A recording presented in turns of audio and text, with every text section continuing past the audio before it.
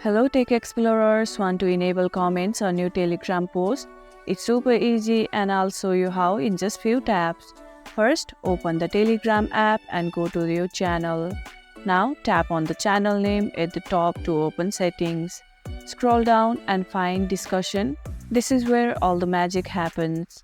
Tap on add a group and either select an existing group or create a new one for discussions.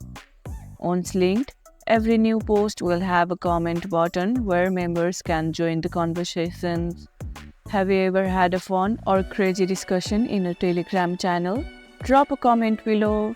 And that's it. You have successfully enabled comments on Telegram. If this tutorial helped, don't forget to like, share, subscribe, and drop a comment below. Thanks for watching, and I'll see you in the next video.